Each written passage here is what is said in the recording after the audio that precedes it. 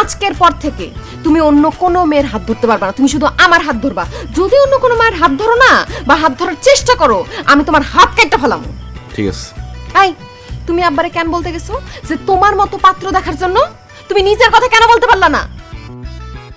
আচ্ছা ভালো কথা, তুমি আমারে বিয়ে কইরা তুমি কি আমার সাথে সিটারি করার চেষ্টা করতেছো, আমার ধোঁকা দেওয়ার চেষ্টা করতেছো?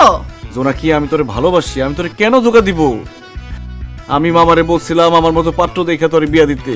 আমি ভাবছি এই কথা বলার পরে মামায় আমার সাথে তোরে বিয়া দিব, কিন্তু মামা যে আমারে বাদ দিয়ে আমার মতো পাত্রের সাথে তোর বিয়া ঠিক করতে চাইবো এটা তো আমি ভাবতেই পারি নাই। তুমি তো অনেক কিছুই ভাবতে পারো না, তোমার এই ভাবনার জন্য আজকে আমার এই অবস্থা।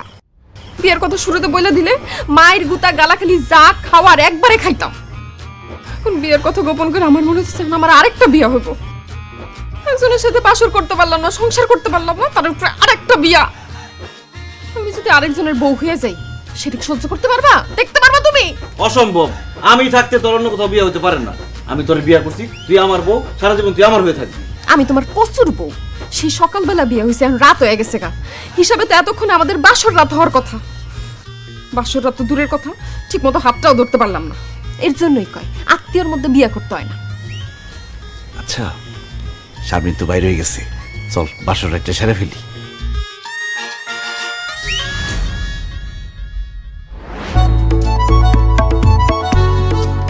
দেখো দেখো কি করতেছে, দেখো দেখো দেখো দেখো কি করতেছে, দেখো। আই জোনাকি, কি করতেছিলি? চুপ করে আসছিস কেন? কি করতেছিলে?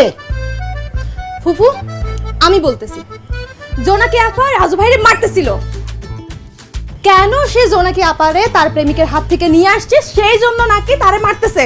শারমিন একদম ঠিক বলছে, জোনাকি আমার অনেক মারতেছিল।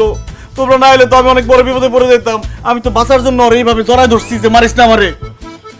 ওরে হারামজাদি, পোলাডা মান সম্মান বাঁচাইছে আমগো, তোরে বাঁচাইছে, আর তুই পোলাডার মারতাছস।